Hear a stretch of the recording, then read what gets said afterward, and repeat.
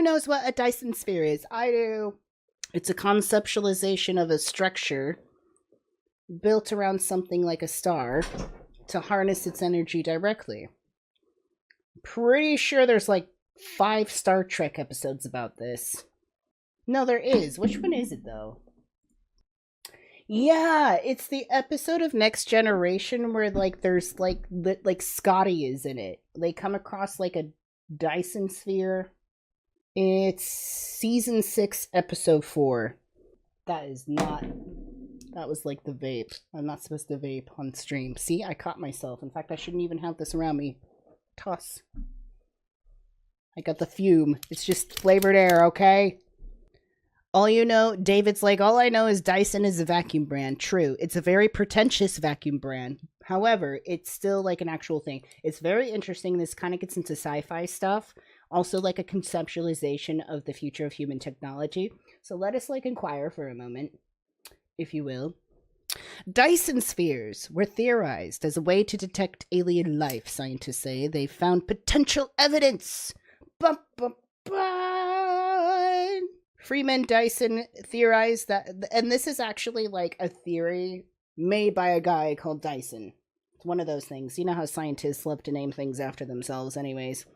Freeman Dyson theorized that hypothetical alien megastructures would give off infrared radiation, and searching for that byproduct would be a viable method for searching for extraterrestrial life. So, a dude named Freeman Dyson has a theory. He sort of hypothesized that aliens, like extraterrestrials, could build megastructures that he calls like a Dyson Spheres or whatever.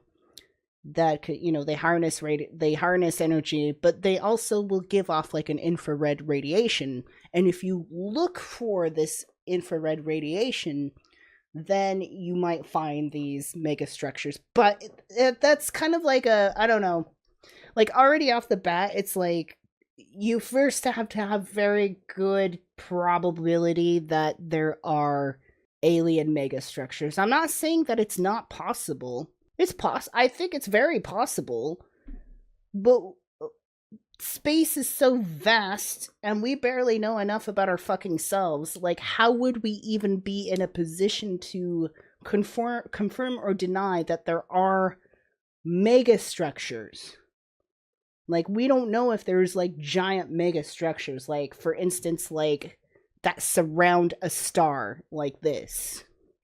What would be the ultimate solution to the energy problems of an advanced civilization? Renowned British-American physicist Freeman Dyson theorized it would be a shell made up of mirrors or solar panels that completely surrounds a star, harnessing all the energy it produces. That's a very specific thing to like imagine. One thing I have to say though, intuition and imagination is extremely important for the evolution of humanity. You know, it's like even in the Neogenian system where we say reason is like the foundation of all, it's like the main rock bed of everything. It's true. But intuition is so important, and so is creativity and imagination. But you just have to run that through reason, right? You have to like, the sky's the limit with imagination. You can theorize, you can make up stuff, have imagination.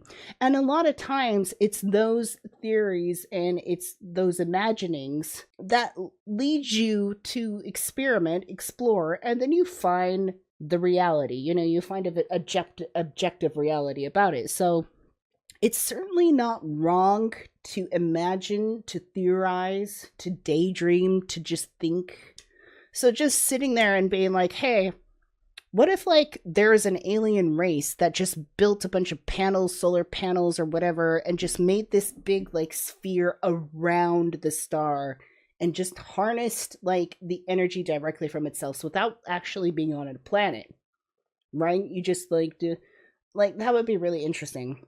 I feel like it would be really hot though, because I mean, it gets really hot here on Earth and we're pretty fucking far away from the sun.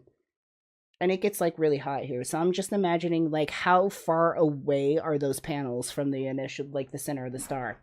That's a really interesting idea for me.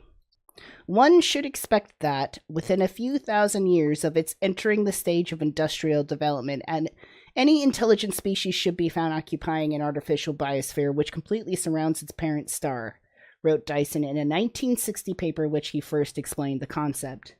I mean, I guess one should expect, within a few thousand years of its entering the stage of industrial development, any intelligent species would be found occupying an artificial biosphere that completely... First of all, you're assuming that extraterrestrials are like aliens and stuff on other planets. You're kind of already assuming they have the same idea. And perhaps they do, you know? I mean, the old saying goes, like, even like as an artist and stuff, like as a music writer or things like that, you know, you find you have a really good idea for an art piece, a painting, and or a song or something, but there's always going to be somebody out there who has something like very similar, right? Like they're like ideas do overlap. So I guess it's possibly true through other like extraterrestrial beings, I guess, having the same idea. But how, like, I guess I don't want to completely poop on Dyson's idea, but it's also like, at the same time, I'm thinking like, dude, this is a very specific thing that, I mean, I get the idea of having larger structures, like mega structures built, but like, should one expect that it's going to be just a sphere surrounding the star? Could it? I don't know.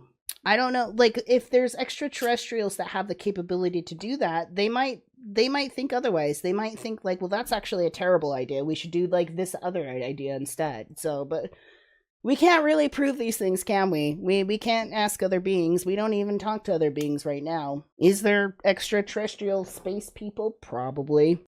Most likely, I think extraterrestrials evolved to something that's beyond like a physical form rather than like mega structures. But there's probably some really technologically advanced beings as well.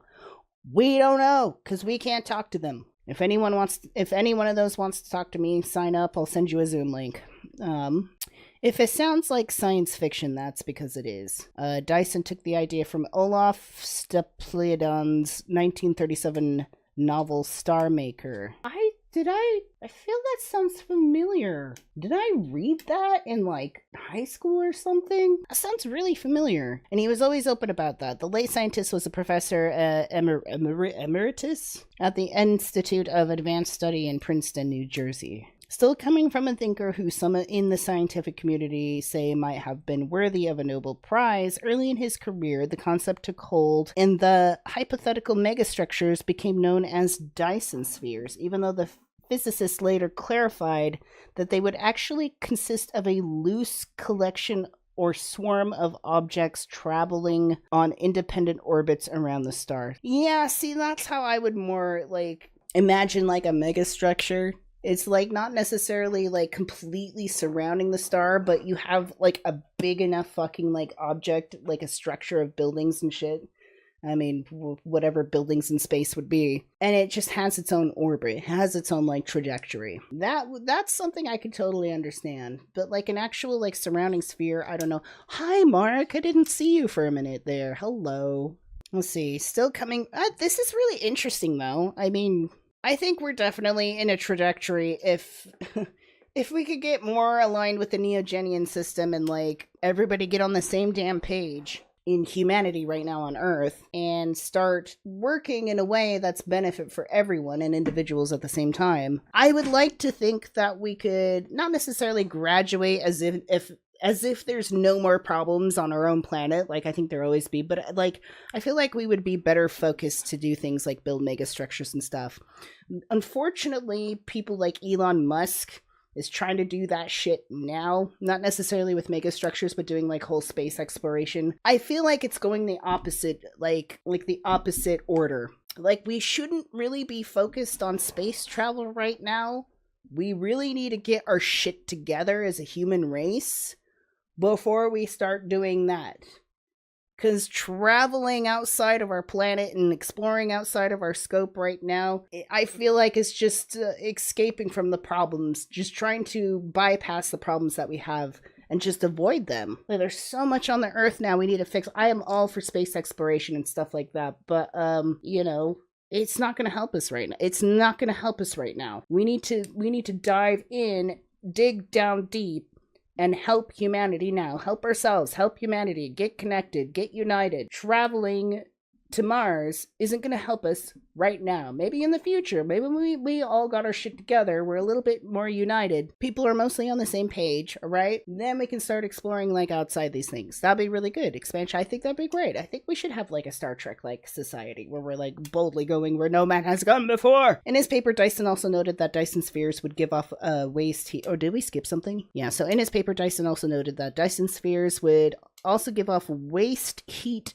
detectable as infrared radiation. How would you know? I mean, I guess ultimately if you harvest energy, it's got to come out in some way, shape, or form or another, like through heat and things like that. Like it's going to transform, right? So, I mean, I guess that makes sense. There would be a byproduct of that, but you don't even know that shit existed, but it's all a theory. So anyways, however, he added that the infrared radiation by itself would not necessarily mean extraterrestrial intelligence. And that one of the strongest reasons for searching for such sources was that new types of natural astronomical objects might be discovered. Yeah, I think that's more likely. If we're seeing massive infrared radiation steaming off like steam from a pile of poo, like I think it would just be like another astronomical like object rather than like an alien megastructure, like the guy from what is it? History of Aliens, like the aliens guy. Like, can I get my hair going like that? Aliens. Scientists at the time were largely receptive, not to the likelihood that alien civilizations would be found to exist, but that a search for waste heat could be a good place to look, said George Dyson, and a technology writer and author and second of Dyson's 6 children. Okay, I was confused for a minute. I'm like, wait a minute. One of Dyson's 6 kids. You could have just said that. Like, why do you have to have this huge fucking... A technologically writer... Read, Jan. Oh my fuck. A technology writer and author and second of Dyson's 6 children. You could just said like Dyson's child. Like, you really didn't have to do that. Science fiction from football to Star Trek took the idea and ran with it, while social critics adopted the Dyson Sphere as a vehicle for questioning the wisdom of unlimited technological growth. See, I'm interested in that conversation. The elder Dyson himself argued it would be much more rewarding to search directly for intelligence, but technology is the only thing we have any chance of seeing. Okay, I guess. Assuming that extraterrestrial technology looks the same as ours and is in physical form. I don't know what, I just had some weird, like, thoughts right now. I don't even know what I'm saying. Technology that isn't in physical form, or would that just be mental power? Probably, because technology implies, like, a physical plane. So I backtrack that, erase that, deny that. Silly thought. Never mind. In the 1960s, there was no way to actually search for Dyson Spheres, but more recent times, many researchers have looked for them, including those at the SETI Institute, a nonprofit organization with a mission to search for extraterrestrial intelligence, and Fermi National Accelerator Laboratory, known as Fermilab. Now, a new study that looked at 5 million stars in the Milky Way galaxy suggests that 7 candidates could potentially be hosting Dyson Spheres, a finding that's attracting scrutiny and alternate theories. Interesting. So they're seeing shit that seems like a Dyson Sphere, but they don't know exactly. They're just like, wow, could be. The authors of the study, published May 6 in the journal Monthly Notices of the Royal Astronomical Society, specifically set out to search for Dyson Spheres in the form of infrared heat near stars that couldn't be explained in any other way. Using historical data from telescopes that pick up infrared signatures, the research team looked at stars located within less than 1,000 light years from Earth. We started with a sample of 5 million stars, and we applied filters to try to get rid of as much data contamination as possible, because they just want that infrared steaminess. So far, we have 7 sources that we know are glowing in the infrared, but we don't know why, so they stand out. So they know they're glowing in infrared, but they don't know why. There is no conclusive evidence that the 7 stars have Dyson Spheres around them. It's difficult for us to find an explanation for these sources because we don't have enough data to prove what is the real cause of the infrared glow. They could be Dyson Spheres because they behave like our models predict, but they could be something else as well, right? Like something you just don't fucking understand. That happens. When you first discover something, you don't know what it is. You're like, there's a thing. And then it's over time, you understand more and more about it. It's just the nature of learning. Among the natural causes that could explain the infrared glow are unlucky alignment in the observation, with a galaxy in the background overlapping with the star-planetary collisions creating debris, or the fact that stars may be young and therefore still surrounded by disks of hot debris from which planets would later form.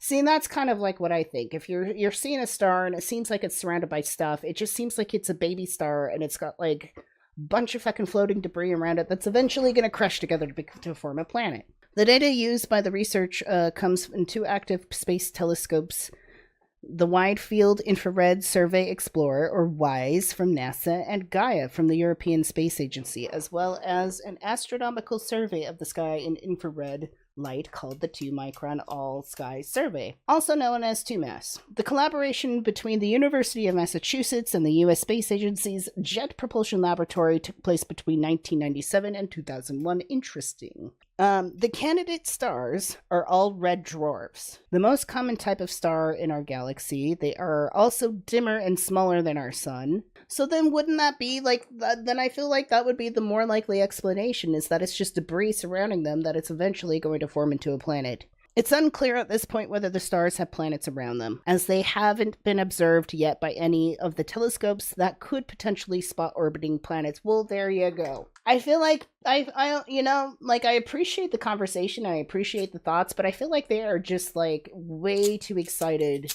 over something. But I mean, let's face it.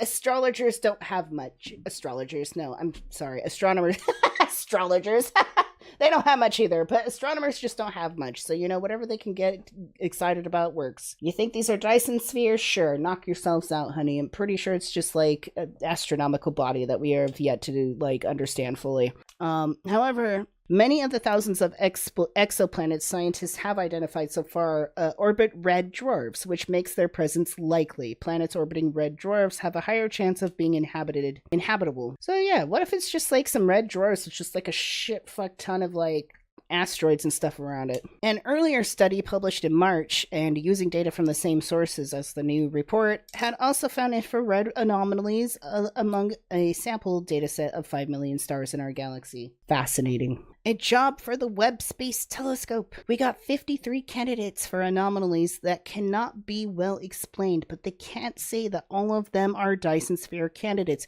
You can't say any of them really are Dyson Sphere candidates.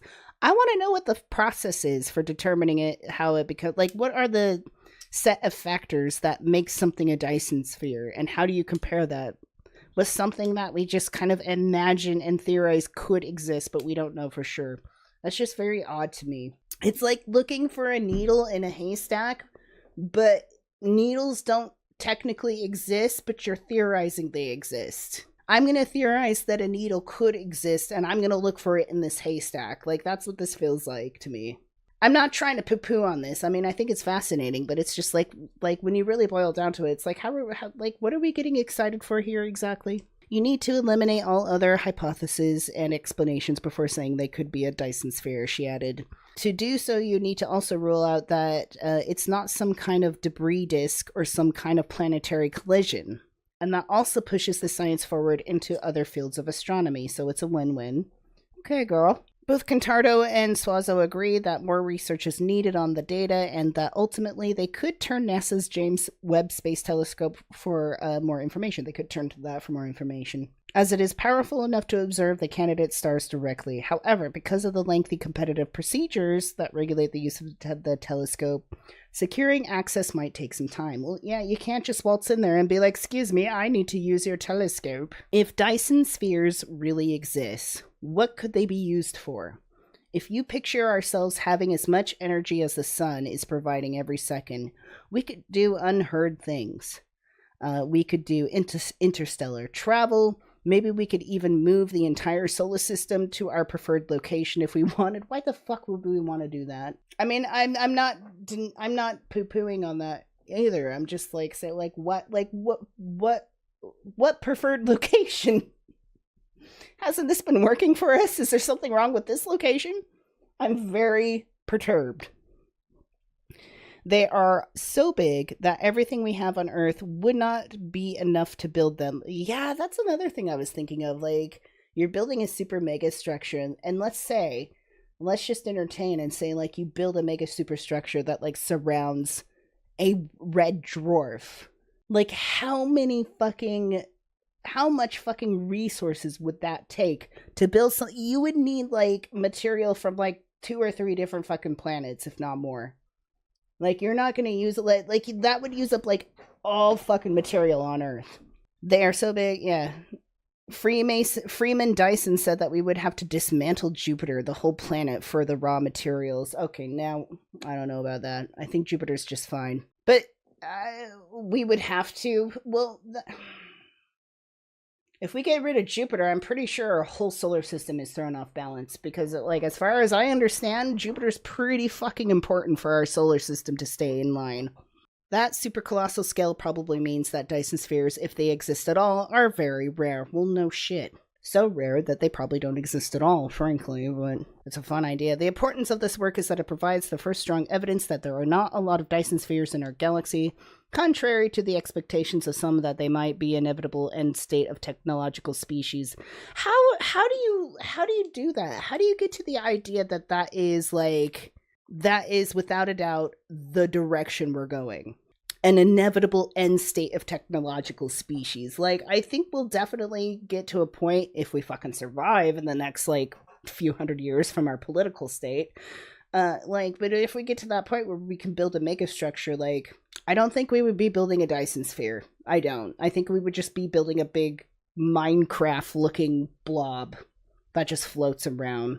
Anyways, the importance of this work is that it provides the first strong evidence that there are not a lot of Dyson Spheres. Expansion into their solar systems. Okay, their solar systems, alright. The candidates Mateus has found are important because whatever they are, and they are like stars surrounding by material, some sort of rare event, like a planetary collision, although they could be just Dyson Spheres. They are rare, interesting objects worthy of further study, for instance, by the James Webb just let these people peek through the James Webb telescope for like 10 minutes, please. These people are horny. They are horny. As a young scientist, Dyson showed that 3 competing quantum theories were actually the same theory. He summarily ended the competition, said William Press and Leslie Suringer, professor of computer science, and he was not involved in the study. Okay. Later, he applied his genius to areas of astronomy, cosmology, and extraterrestrial realm, so also a very real problem of nuclear proliferation here on planet Earth. And the time of his death, he was recognized as a provocative and creative thinker. Well, I'd say he should have written more like science fiction. Taking advantage of a short attention span and the aversion to bureaucracy, he contributed to 5 fields of mathematics and 11 fields of physics, as well as theoretical biology, engineering, operations, research, literature, and public affairs, the younger Dyson said. Many of his ideas were controversial, with one of his guiding principles being that it is better to be wrong than to be vague. Interesting. The approach of the researchers behind the new study could offer more fruitful paths in search for extraterrestrial intelligence. He was also not involved with the study, okay? This guy was also not involved with the study. So why are we talking to these people that aren't involved in studies? Like, why do I even give a shit? There's just more shit to read. Reading about broken spheres, okay. A May 23 paper published in response to the one by Sauzu and his colleagues suggested that at least 3 of the 7 stars have been misidentified. Okay, so there's like 7 stars. They're very odd. They're giving off like weird infrared radiation, and they're thinking they're Dyson Spheres. And this is what's coming out recently. But as we have talked about Dyson Spheres, that's like such a weird thing that to like assume it would be. Man, it is getting hot in this room. Like, I feel like I'm melting. Blah, blah, blah, blah, blah. Radiation. As for Dyson himself, if he were still alive, he would also be highly skeptical that these observations represent a technological signature. But the discovery of a new non-technological astronomical phenomena is exactly what he thought we should go out and look. Okay, cool. Sounds good to me.